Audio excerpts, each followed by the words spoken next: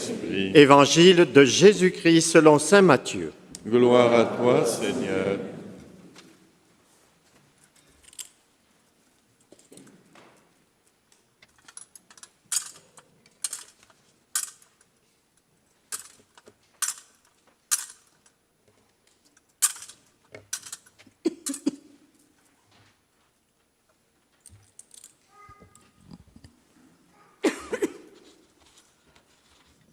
En ce temps-là, Jésus se mit de nouveau à parler aux grands prêtres et aux pharisiens. Et il leur dit en parabole: « Le royaume des cieux est comparable à un roi qui célébra les noces de son fils. Il envoya ses serviteurs appeler à la noce les invités, mais ceux-ci ne voulaient pas venir. Il envoya encore d'autres serviteurs dire aux invités: « Voilà, j'ai préparé mon banquet, mes bœufs et mes bêtes grasses sont égorgés. Tout est prêt, venez à la noce. » Mais ils n'en tinrent aucun compte et s'en allèrent, l'un à son champ, l'autre à son commerce. Les autres empoignèrent les serviteurs, les maltraitèrent et les tuèrent. Le roi se mit en colère, il envoya ses troupes, fit périr les meurtriers et incendia leur ville. Alors, il dit à ses serviteurs: « Le repas des noces est prêt, mais les invités n'en étaient pas dignes. Allez donc à la croisée des chemins, tous ceux que vous trouverez, invitez-les à la noce. » Les serviteurs allèrent sur les chemins, rassemblèrent tous ceux qu'ils trouvèrent, les mauvais comme les bons, et la salle de noces fut remplie de convives. Le roi entra pour examiner les convives, et là, il vit un homme qui ne portait pas de vêtements de noces. Il lui dit: « Mon ami, comment es-tu entré ici sans avoir le vêtement de noces ?» L'autre garda le silence.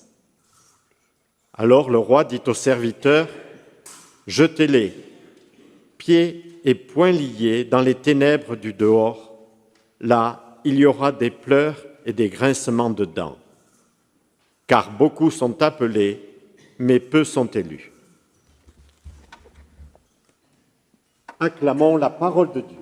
Louange à toi, Seigneur Jésus.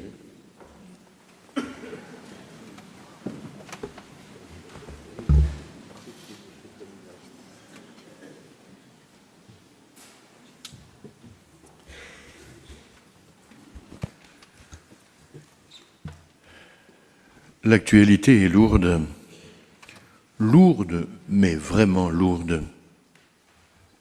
Et le ciel pleure. Oui, un voile de deuil enveloppe les nations, comme le constatait Isaïe. Le ciel pleure, et nous pleurons avec lui, accablés par le poids de l'horreur, révulsés par la violence insoutenable que nous imposent les heures que nous vivons. Oui, des larmes, rien que des larmes, mais des larmes tellement nécessaires. Bien sûr, elles ne suffisent pas à apaiser notre soif de justice, mais avant toute chose, ce qui sort du fond de notre âme et de notre cœur, du fond de notre humanité blessée, du fond de notre prière, c'est un cri. Ce cri de détresse et d'horreur qui résonnait à Jérusalem le vendredi saint sur le Golgotha à la 9e heure, quand Jésus mourait en croix. Cri d'angoisse, cri de douleur, passage terrifiant qui a scellé dans le sang de notre Dieu l'alliance éternelle de la vie et de l'amour. C'est ça le paradoxe bouleversant de la foi chrétienne. L'évangile de ce jour nous parle de mariage. Le sujet pourrait être sympathique et léger. Et l'actualité nous plonge dans l'effroi et le deuil. Et pourtant, le Seigneur ne cesse d'inviter. Il ne cesse de tendre la main aux hommes, ce Dieu de l'alliance. Et les hommes se détournent de lui. Oui, les hommes tournent le dos à la vie et à l'amour. C'est la vieille histoire de l'humanité. Alors Dieu offre sa vie crucifiée, mais il le fait dans la solitude et l'abandon. Les hommes ont tellement d'autres choses plus intéressantes à faire que de rester au pied de la croix. Marie seule avec Jean a compris l'enjeu du Golgotha.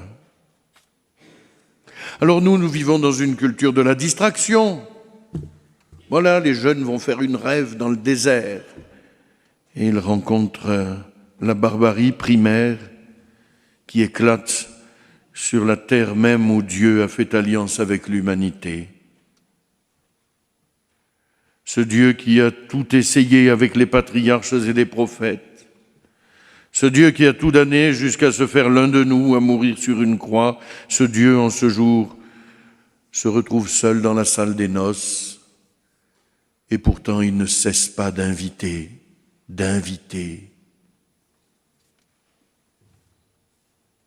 L'innocent égorgé, l'innocent torturé, l'innocent emprisonné. Pour nous, il aura toujours le visage du Christ, car Dieu a toujours le visage de l'humilié, du petit, du rejeté. À l'heure où va se discuter un projet de loi dramatique autorisant de mettre à mort des vieillards et des grands malades, à l'heure où les avortements explosent dans notre pays, à l'heure où les naissances ne cessent de baisser dans les familles françaises, il nous revient de laisser partout briller la lumière de la vie et de l'amour. Enfin, chers amis, que c'est beau le sourire d'un nouveau-né, le regard lumineux d'un vieillard en fin de vie, l'amour d'un homme et d'une femme. C'est pas de l'idéologie, c'est pas d'être un vieux machin réac. C'est beau parce que c'est la vie. Et la vie, c'est magnifique. Le Seigneur, il est le chemin, la vérité, la vie. Elle est splendide et rayonnante, et c'est à elle que l'on s'attaque.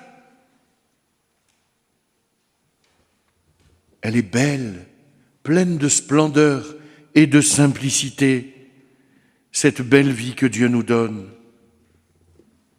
Alors bien sûr, aujourd'hui, tout est possible. Mais vous savez, c'est pas parce que tout est possible qu'on est plus heureux. Tout est possible, ça ne veut pas dire que c'est moral, sur le plan de la guerre comme sur le plan médical. Nous le savons, parce que la vraie question, c'est celle-ci. Qu'est-ce qui construit l'humanité ? La guerre,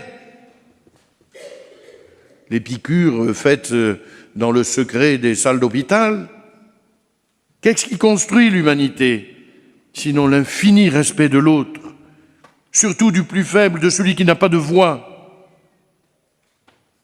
Vous les soignants, vous les aumôniers de prison, vous le savez. Alors, les invités les plus chics, la jet-set n'a pas répondu à l'invitation du roi pour venir célébrer l'Alliance. Et bien qu'importe, le roi invite tous ceux et celles que l'on croise sur les chemins, les aveugles et les boiteux, les lépreux et les pécheurs, les prostituées et les trafiquants. Ah, bien sûr, ce sont des invités peu recommandables, mais ils ont revêtu l'habit de fête, chers amis. Tous, ils ont accepté de changer de vie et de trouver place dans la salle des noces. Et c'est ce qui fait leur grandeur. C'est qu'ils ont accepté de se convertir et de changer pour trouver place dans la salle des noces. Alors, en ce lieu voué à la conversion depuis plus de 3 siècles, rejoignons-les, rejoignons-les tous ces boiteux et ces pécheurs à la table du roi, nous qui sommes de pauvres pécheurs. Mais celui qui n'aura pas revêtu le vêtement de la justice et de l'amour n'y aura pas de place. Il n'y a pas de place pour l'obscurité dans la lumière. Et le Seigneur est clair là-dessus. Et nous avons à être attentifs à cela. Alors en ce jour où nos larmes se mêlent aux larmes de Marie au pied de la croix, en ce jour où toutes ces larmes se mêlent au sang sauveur, chers amis, Dieu se fait nourriture, boisson de salut.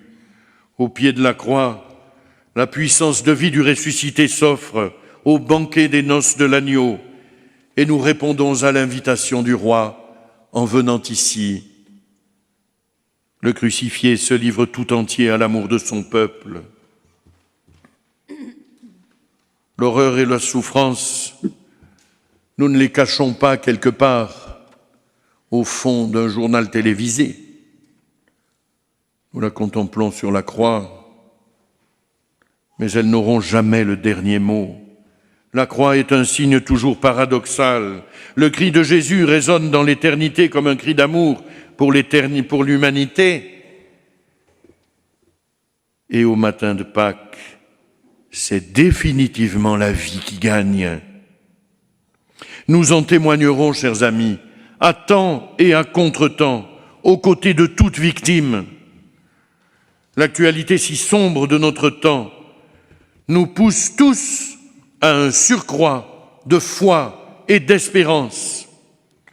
Relevons ce défi dans les profondeurs de notre âme, dans une inébranlable confiance en celui qui s'est fait notre époux à jamais. Amen.